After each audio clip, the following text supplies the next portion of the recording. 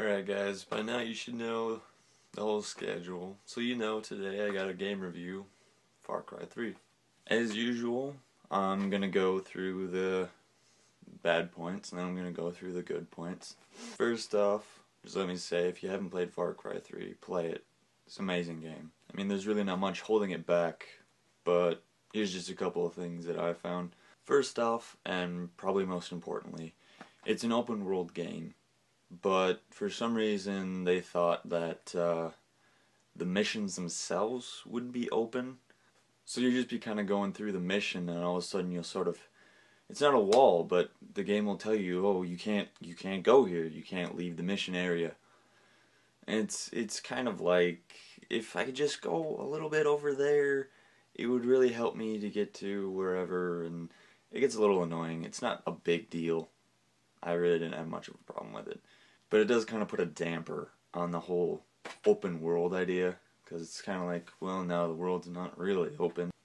Second thing, the game sort of loses a lot of its difficulty the farther you get into it, simply because of the fact that the gun unlock system is a little bit broken. All you need to do in the game to get new guns is to just find radio towers. You really don't have to buy a single gun if you don't want to. You just have to find these radio towers, and each time you'll unlock at least one gun. It sort of leads me to the next point that I have, in the fact that there's a really kind of this disconnect between the character at the beginning of the game and, say, about quarter way through. You're playing as this person who's never fired a gun before in his life, yet really fast.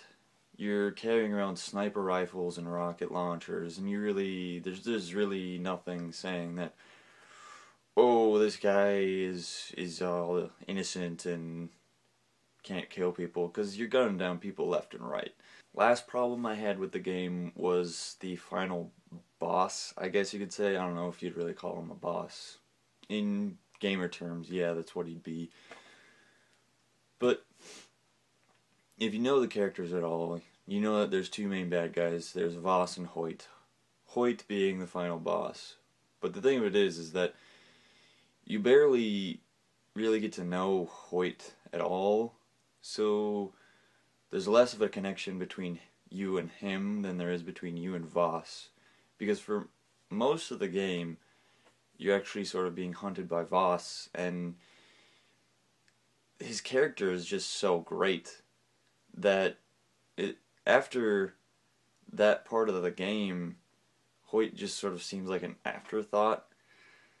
That was really all I got for bad stuff. Now onto the good stuff. This game is phenomenal. I mean, it's just really fun to play. Because of the open world style of it, you can really do just about anything that you want. You can approach a lot of situations from any sort of direction that you can think of. You can run in guns blazing. You could take the more sneaky route and sort of snipe people off. You can do it however you want to.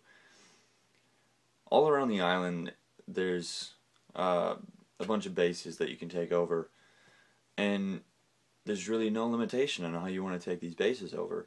I mean, you could come in from any direction that you wanted to. You could use any weapons that you wanted to. The game really offers a lot of freedom. Also, you can really sort of make the game as difficult as you want it. And I'm not just talking about your standard level difficulty of, you know, easy, normal, hard. I'm talking about you can, in-game, choose how difficult you want this game to be for yourself.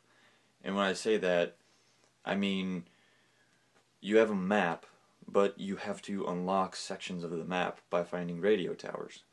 You could literally go through the entire game and not find a single radio tower, just so you don't have a map to go on, making the game more difficult for you that way. You can go through the game and not take over any bases, so there's more enemies all over this island, making the game more difficult for you that way.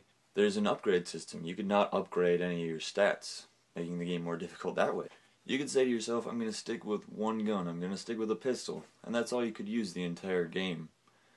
There's a lot of different ways to sort of change the difficulty for yourself. No matter what setting you're on, easy, normal, hard, doesn't matter. As far as weapons go, the bow. The bow is just so satisfying to use. I think they did a really good job with the bow and arrow. And it seems like a lot of games are kind of going towards a bow and arrow. I mean, you got like Crisis 3 now, where they stuck a bow and arrow in there.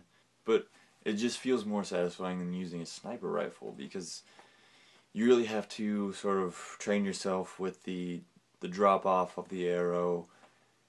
And if you're going for really long shots, there's that great anxiety of wondering if you're actually going to hit your target or not. Because with a bullet, it's just boom, it's there, they're dead. But with the bow and arrow, there's that second, maybe second and a half, where the arrow's traveling through the air, and you really don't know if it's going to hit the target or not, but it just makes it so much more satisfying when it does. Being that this is an open world, there's obviously going to be more than just people shooting at you. There's a lot of animals in the world, and some of them you really don't have to worry about, but there are a few that can really sneak up on you and kill you pretty fast if you're not careful. This just adds a whole new element to the game, a whole new element of survival to the game. And yes, this will get lessened if you unlock a bunch of weapons and you're using some really good weapons the farther you go into the game. But towards the beginning, there's a really great sense of survival with these pirates that are trying to shoot you, and you don't know if there might be a tiger hiding in the woods that you're trying to sneak through. All this stuff really just sort of makes the game really dynamic, and you really can't tell what's going to happen next. And that's so great. Because a lot of games out there, you play through it, and once you play through it maybe once or twice, you know what's going to happen, and you're ready for it. But with this game, it's all dynamic, so you really have no idea what's going to happen when. Now, I'm not talking about missions. Missions are obviously going to be pretty much the same every time you play through them, but the open world itself is all dynamic. FarCry 3 was probably the best game that I played last year. So if I gave it a score, I'd probably give it a 9 out of 10. It's really damn good. And if you haven't played it, you should. You really should. That's it for today. I'll see you guys on Friday.